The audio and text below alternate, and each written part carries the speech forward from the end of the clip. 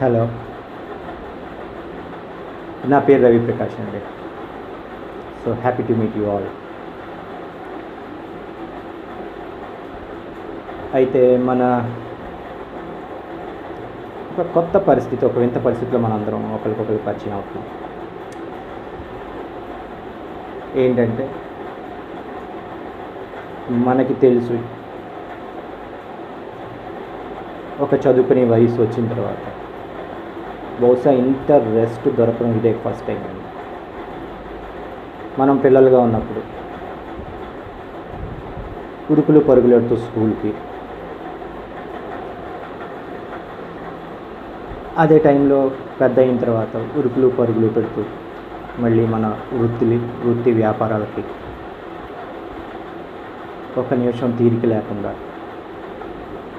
యంత్రాల్లో పరిగెడుతూనే ఉంది. కానీ ఈరోజు మరి ప్రకృతి ఏమనుకుందో, ఒకసారి మీరు అందరూ రెస్ట్ తీసుకోండి అన్నుందో, లేకపోతే మనం ప్రకృతికి చేసే హాని మూలన అది పగ తీర్చుకుంటుందో ఏమో తెలియదు. కానీ ఈరోజు మనందరికీ సుమారుగా 2 నెలల నుంచి రెస్ట్ దొరికింది. అండ్ ఇలాంటి పరిస్థితికి మనం సాక్షులు అవ్వడం, విట్నెస్ అవ్వడం ఒక విధంగా అదృష్టం అని చెప్పుకోవాలి. అంటే ఫ్యూచర్ జనరేషన్కి మనం చెప్పుకోవచ్చు. ఈ కోవిడ్-19 మహమ్మారి మేమున్న టైంలో వచ్చింది. దాని మూలాన చాలా రకాల ప్రాబ్లమ్స్ ఫేస్ చేశాము. ఆర్థికంగా అయితే, వృత్తి రీత్యా అయితే, చదువు రీత్యా అయితే, అన్ని రకాలుగా వి ఫేస్ ప్రాబ్లమ్స్ అని చెప్పి మనం ఫ్యూచర్ జనరేషన్స్కి చెప్పుకోవచ్చు. అండ్ రెండోది, ఈ కోవిడ్-19 మనకు తెచ్చింది ఏంటంటే కనుక ఒక క్రమశిక్షణ కూడా నేర్పింది. ఎట్లాంటి క్రమశిక్షణ అంటే, రోడ్డు పక్కన మలమూత్రాలు విసర్జించకండిరా బాబు అని చెప్పి తెగ ముట్టుకుంటున్నా కూడా ఎవరూ పట్టించుకోలేదు. ఈరోజు దాని మీద సీరియస్గా ఆలోచించాల్సిన టైం వచ్చింది. 2, బహిరంగ ప్రదేశాల్లో ఉమ్మేయడం, ఈ కైనీలు గుట్కాలు తిని, చిల్లీలు తిని ఎక్కడంటే అక్కడ ఉమ్మేయడం. నేను ఏదైనా 3 కిలోమీటర్స్ బైక్ మీద డ్రైవ్ చేస్తాను. నాకు ఒక 3 కిలోమీటర్స్లో ఒకళ్ళిద్దరు ఖచ్చితంగా తగులుతారు వెనక్కి తిరిగి ఉమ్మేసేవాళ్ళు. అది మనకు తుడుచుకోవడం అలవాటు అయిపోయింది. అలాగే బస్సుల్లో వెళ్తున్నప్పుడు కూడా కిటికీలోంచి ఉమ్మేసేయడం, లేదా కిటికీలోంచి మీదకి ఏ ప్రొటెక్షన్ తీసుకోకుండా వాంతి చేసుకోవడం, ఇలాంటివన్నీ మనకు తుడుచుకోవడం అలవాటు అయిపోయింది. కానీ ఈ రోజుని ఆ క్రమశిక్షణ కోవిడ్-19 మనకు నేర్పింది. మన ఓల్డెస్ట్ సివిలైజేషన్ చెప్పి ఎంతో గర్వంగా చెప్పుకుంటాం. ఇండస్ వ్యాలీ సివిలైజేషన్ కానీ, మొహంజదారో అండ్ హరప్పా సివిలైజేషన్ కానీ, వీటి గురించి మనం చిన్నప్పటి నుంచి క్లాసెస్లో చదువుకున్నాం. అవి ఎంత గొప్ప సివిలైజేషన్స్ అయితే అంటే కనుక వెల్ డెవలప్డ్ సిటీస్ అని, అట్లాగే అండర్ గ్రౌండ్ డ్రైనేజ్ సిస్టమ్ ఉందని వాటికి అని చెప్పి మనం చిన్నప్పటి నుంచి చదువుకున్నాం. అంటే అప్పుడు డ్రైనేజెస్ అండర్ గ్రౌండ్లో ఉండేవి. ఇప్పుడు ఎలా ఉంది మన పరిస్థితి? అంత డెవలప్డ్ సివిలైజేషన్ నుంచి మనం బయటకు వచ్చి అప్పుడుతో పోల్చుకుంటే మనం ఇప్పుడు డెవలప్డ్ అంతకన్నా బెటర్ కండిషన్లో ఉన్నామా, లేకపోతే అంతకన్నా పూర్ కండిషన్లో ఉన్నామా అంటే కనుక ఖచ్చితంగా పూర్ కండిషన్లోనే ఉన్నాం. ఎందుకంటే వాళ్ళు డ్రైనేజీలు కింద పెట్టి వాళ్ళు పైన ఉండేవారు. ఇప్పుడు మనం కింద ఉండి డ్రైనేజీలు మన మీద ఉంటున్నాయి. సో అన్నీ ఎక్కడ కూడా ప్రాపర్ డ్రైనేజెస్ కానీ లేకపోతే ప్రాపర్ శానిటేషన్ కానీ ఏమీ లేదు మనకి. అలాగే కుక్కలు, పందులుతో కూడా ఆల్మోస్ట్ సహజీవనం చేస్తున్నాం మనం. సో మనం ఇంట్లోంచి బయటకు వచ్చామంటే అట్లీస్ట్ ఒక 10-20 కుక్కలు మన ప్రతి వీధి చివర, ప్రతి 4 క్రాస్ రోడ్స్లోని 10-20 కుక్కలు ఉండడం. సో నాకు ఒక డౌట్, హ్యూమన్ రైట్స్ కన్నా కూడా యానిమల్ రైట్స్ చాలా బాగున్నాయని చెప్పి నా అభిప్రాయం. బాగా పనిచేస్తున్నాయి, యానిమల్ రైట్స్ బాగా పనిచేస్తున్నాయి.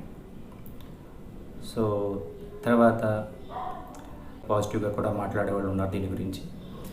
ఏంటంటే కనుక మనం ఇలాగా కుక్కలతోని, పందులతోని, డ్రైనేజీలతోని అండ్ రోజుకి కనీసం 100 దోమలతో కుట్టించుకోవడం అలవాటు కూడా మనకుంది. సో ఇలా దోమలతోని కాలక్షేపం చేస్తూ మన ఇమ్యూనిటీ పెరిగిందేమో, అందుకనే మనం ఇంత కోవిడ్-19లో కూడా డెత్స్ చాలా తక్కువ ఉండడానికి కారణం ఇదేనేమో అని చెప్పి మనం సమర్థించుకునే వాళ్ళు కూడా చాలామంది ఉన్నారు. ఎందుకంటే ఫస్ట్ WHO వణికిపోయింది. ఇది కనుక ఇండియాలోకి వస్తే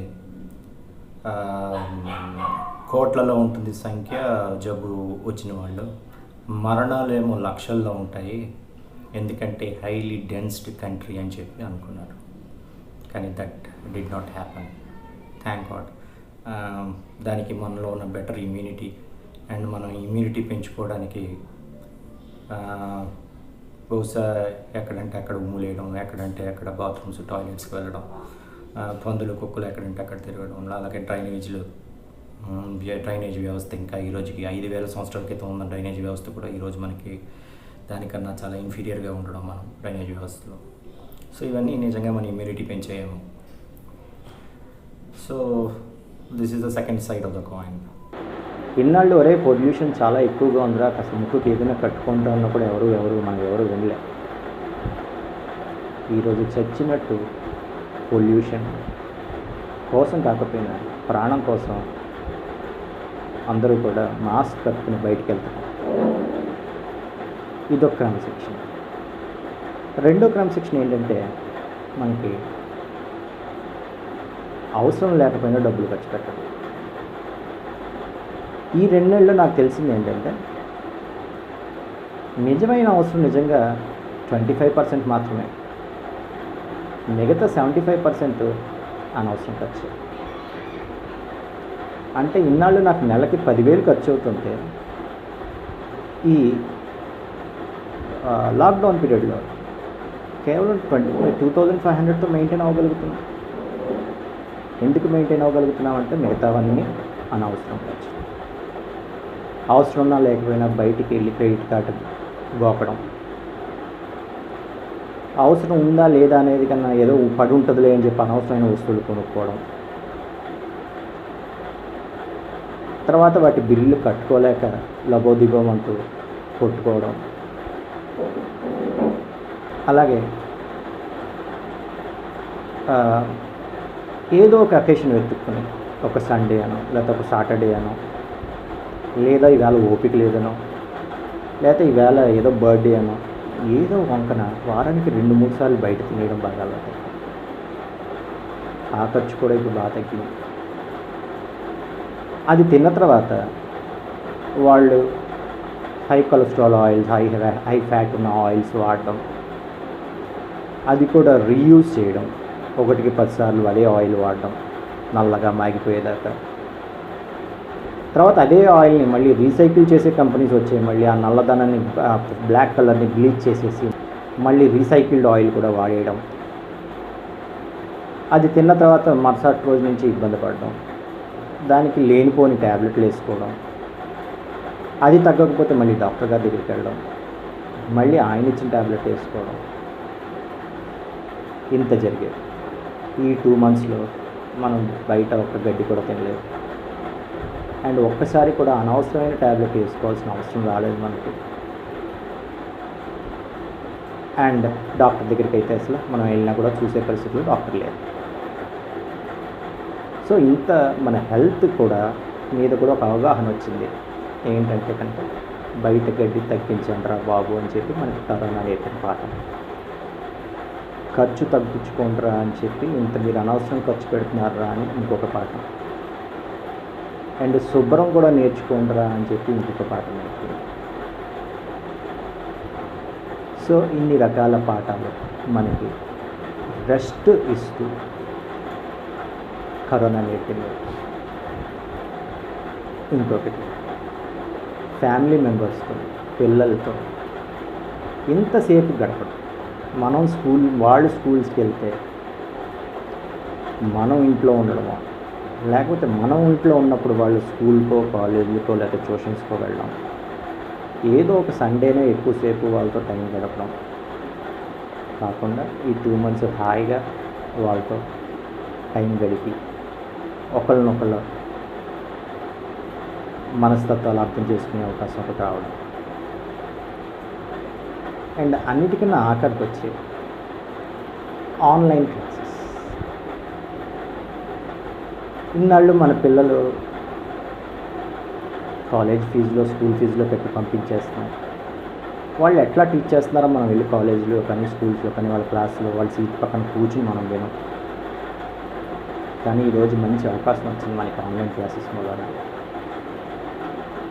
వాళ్ళ పక్కనే కూర్చుని సెల్ ఫోన్లో వాళ్ళకి ఏం చెప్తున్నారో వినే అవకాశం మనకి రావడం, వాళ్ళ టీచింగ్ మెథడాలజీ ఎట్లా ఉంది అని ఒక అవగాహన మనకి రావడం, మన పిల్లల యొక్క స్ట్రెంగ్త్ అండ్ వీక్నెస్ని బట్టి అలా చెప్తే అర్థం కాదేమో నా పిల్లాడికి, ఇలా చెప్తే బాగా అర్థమవుతుందేమో అని చెప్పి మనం కొంచెం మోడిఫై చేసి వాళ్ళ లెక్చర్స్ని కానీ వాటిని కానీ మన పిల్లలకి మళ్ళీ మనం చదువు చెప్పుకోవడం. సో ఇదొక అవకాశం. అంటే పిల్లలకి ఏం చెప్తున్నారు అని క్షుణ్ణంగా పరిశీలించి కాలేజీలో కానీ స్కూల్స్లో కానీ వాళ్ళ లెక్చర్స్ ఎట్లా ఉన్నాయో క్షుణ్ణంగా పరిశీలించే అవకాశం కూడా మనకు రావాలి. సో ఇంకా పిల్లల దగ్గరికి వెళ్తాం. 9th నుంచి 10thలోకి వచ్చిన వాళ్ళు, 10th ఎగ్జామ్స్ అయ్యి ఇంటర్లోకి వెళ్ళిన వాళ్ళు, సిబిఎస్ఈ స్టూడెంట్స్, 10th ఎగ్జామ్స్ ఆగిపోయి త్రిశంకు స్వర్గంలో ఉన్న 10th స్టేట్ స్టూడెంట్స్, ఈ తల్లిదండ్రులందరూ కూడా ఆందోళన ఇవ్వబడదు. మీరు ఆందోళన చెందాల్సిన అవసరం ఏమీ లేదు. ఎందుకంటే గవర్నమెంట్ దీని గురించి, గవర్నమెంట్లో కానీ లేకపోతే స్కాలర్స్ కానీ వీళ్ళు ఖచ్చితంగా ఏదో ఒక మెరుగైన సొల్యూషన్ ఖచ్చితంగా తీసుకుంటారని నేను అనుకుంటున్నాను. అది సిలబస్లో తగ్గించడంలో కానీ లేదా వేరే ఏదైనా ప్రత్యామ్నాయ మార్గాలు చూడటం కానీ, ఆల్టర్నేట్ వేస్ చూడటం కానీ, అది అందరికీ సమన్యాయంగా ఉండేటట్టు కానీ ఖచ్చితంగా ఏదో ఒక డెసిషన్ తీసుకుంటాం. సో దాని గురించి మనం ఆలోచించగలం. మీరు ఈ విషయంలో ఏం కంగారు పడక్కర్లేదు. అందరికీ సమన్యాయం జరుగుతుంది. అండ్ ఇది ప్రకృతి వైపరీత్యం, ఇది మొత్తం ప్రపంచాన్ని చుట్టేస్తున్న వైపరీత్యం కాబట్టి దీని గురించి చాలా క్యాలిక్యులేటెడ్ డెసిషన్స్ తీసుకుంటారని నేను అనుకుంటున్నాను. సో అందుకని ఇప్పుడైతే మనం కొన్ని కొత్త అలవాట్లు ఎట్లయితే చేసుకున్నాం, బయటికి వెళ్తున్నప్పుడు ఖచ్చితంగా ముక్కుకి మాస్క్ తొడుక్కుంటున్నాం, అలాగే హ్యాండ్స్ శానిటైజర్స్ అవి జేబులో పెట్టుకు తిరుగుతున్నాము. సో ఇది మన లైఫ్లో ఒక పార్ట్ అయిపోయింది. సో ఇవన్నీ కరోనా నేర్పిన పాఠాలు. అండ్ ఇంకో రకం ఏంటంటే కనుక ఇప్పుడు ఎడ్యుకేషన్లో కానీ వర్క్ ఎన్వైర్న్మెంట్లో కానీ కూడా చాలా చేంజెస్ వచ్చే అవకాశాలు ఉన్నాయి. మనం చూస్తున్నాం, ఈరోజు న్యూస్లో చూస్తున్నాం, ఏరోప్లేన్స్ సీటింగ్ కెపాసిటీ రీమోడల్ చేయడం, బస్సుల్లో కూడా సీటింగ్ కెపాసిటీ రీమోడల్ చేయడం, అలాగే ఆఫీసుల్లో కూడా 30% వర్క్ ఇంటి దగ్గర నుంచి చేసే వీలు కల్పించడం, ఏవైతే కంపల్సరీ ఆఫీస్లో చేయాల్సిన వర్క్స్ ఉన్నాయో వాళ్ళనే ఆఫీస్కి పర్మిట్ చేసి మిగతా వాళ్ళు ఎవరైతే హౌస్ దగ్గర నుంచి కూడా వర్క్ చేయడానికి అవకాశం ఉందో అలాంటి వాళ్ళకి వర్క్ ఫ్రమ్ హోమ్ అలవాటు చేయడం, ఇలాంటి ప్రాసెస్ ఎడ్యుకేషన్లో కూడా ఖచ్చితంగా వస్తుంది. దీనికి మనం ఖచ్చితంగా రెడీ అయ్యి ఉండాలి.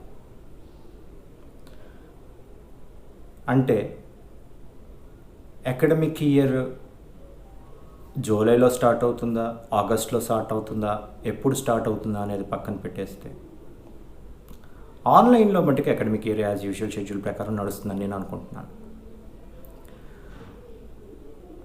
అయితే ఈ పరిస్థితిని అధిగమించడానికి ఇంకా వ్యాక్సిన్ ఏది రాలేదు కాబట్టి, అలాగే వ్యాక్సిన్ నిపుణులు చెప్తున్న దాని ప్రకారం మనుషుల మీద వ్యాక్సిన్ ప్రయోగించాలి అంటే కనుక ఖచ్చితంగా 2 years పడుతుందండి. ఇది మానవ తప్పిదమా లేకపోతే ప్రకృతి వైపరీత్యమా పక్కన పెట్టేస్తే, ఇది చాలా మన పట్ల మనం చేసుకున్న పెద్ద ద్రోహం అనేది మనం చెప్పుకోవాలి. ఇదే కాదు, ఇలాంటి ద్రోహాలు చాలా చేసుకుంటున్నాం మనం.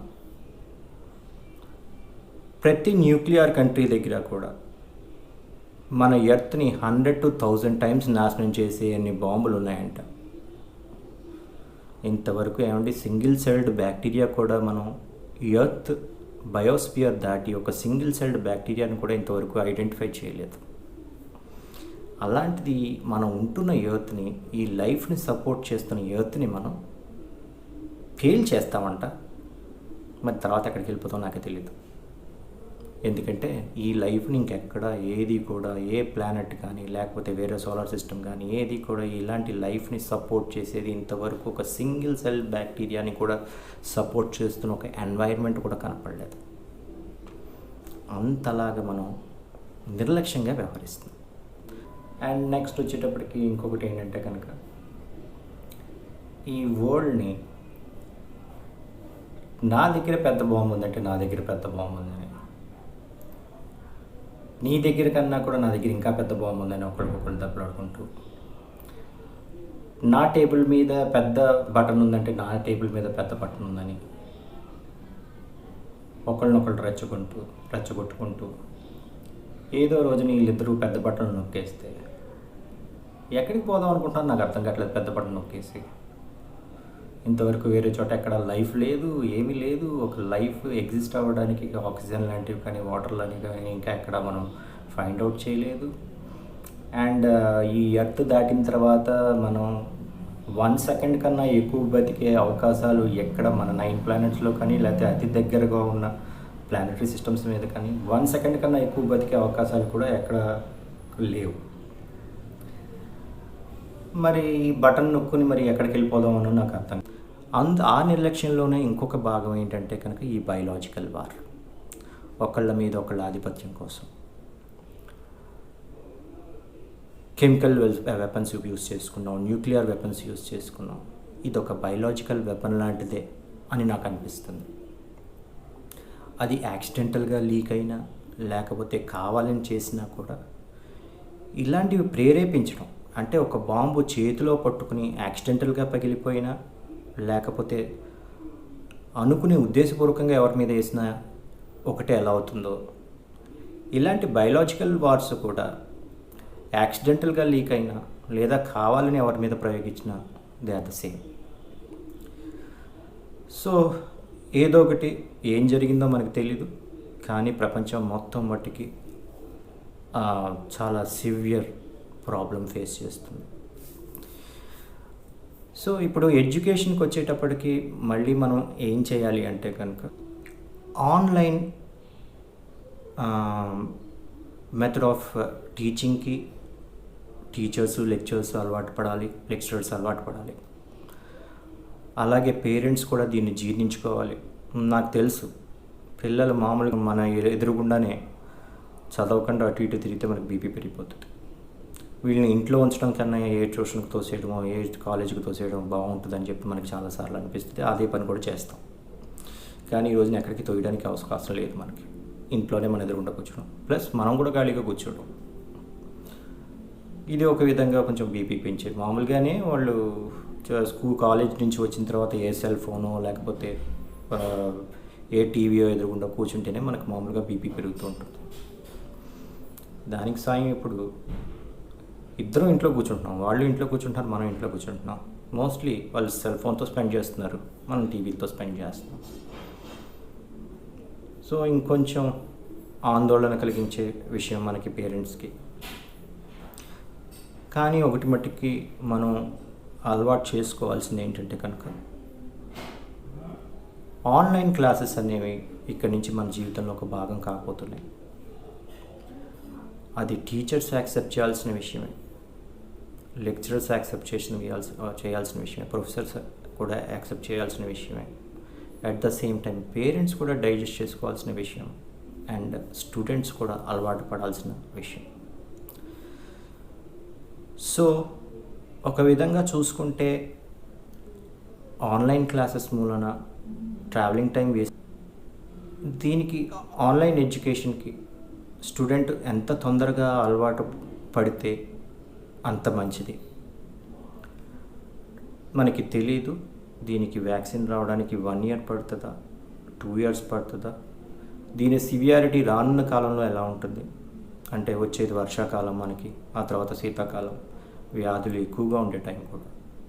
అండ్ ఆ టైంలో మరొకసారి సివియర్గా ఏదైనా ఇది పంజా విసురుతుందా అని చెప్పి చాలామంది అనాలిసిస్ చూస్తున్నాం, సైంటిస్టులు ఇచ్చే అనాలిసిస్, వరల్డ్ వైడ్ మొత్తం అందరు సైంటిస్టులు ఇచ్చే అనాలిసిస్ని చూస్తున్నాం.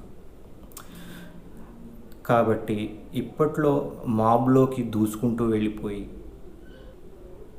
ఇదివరకుట్లాగా రద్దీగా ఉన్న బస్సులు ఎక్కేసో, రద్దీగా ఉన్న షాపింగ్ మాల్స్కి వెళ్ళో, అలాగే రద్దీగా ఉన్న స్కూల్స్కి కాలేజెస్కి వెళ్ళో చదువుకోవడంకి కొంత టైం పడుతుంది. కాబట్టి ఖచ్చితంగా మనం ఈ రోజుని ఒక ఆన్లైన్ క్లాసెస్కి మనం అలవాటు పడాలి. ఈ రేస్లో వెనక్కి పడకుండా ఇది కూడా నెమ్మదిగా అలవాటు చేసుకుంటూ మళ్ళీ స్కూల్స్ కానీ కాలేజీలు కానీ తెరిచే టైంకి మనం నెమ్మదిగా దీనికి అలవాటు పడితే అండ్ ఫ్యూచర్ మీరు అనుకున్న గోల్స్, ఫ్యూచర్లో అనుకున్న గోల్స్ ఖచ్చితంగా అచీవ్ చేస్తారు. ఇంకొక విషయం ఏంటి చెప్పదలుచుకున్నానంటే, నేను ఈ ఖాళీ సమయాన్ని వినియోగించుకోవడానికి నా వంతు ప్రయత్నం నేను చేస్తున్నాను. ఆన్లైన్లో కొన్ని క్లాసెస్ ఉచితంగా పెట్టదలుచుకున్నాను. అలాగే మొన్న కొన్ని ఇంట్రడక్షన్ క్లాసెస్ పెట్టాను. ఇక మీదన లాకౌట్ తీసిన ఉంచిన నా దగ్గర నుంచి క్లాసెస్ రెగ్యులర్గా వస్తూనే ఉంటాయి.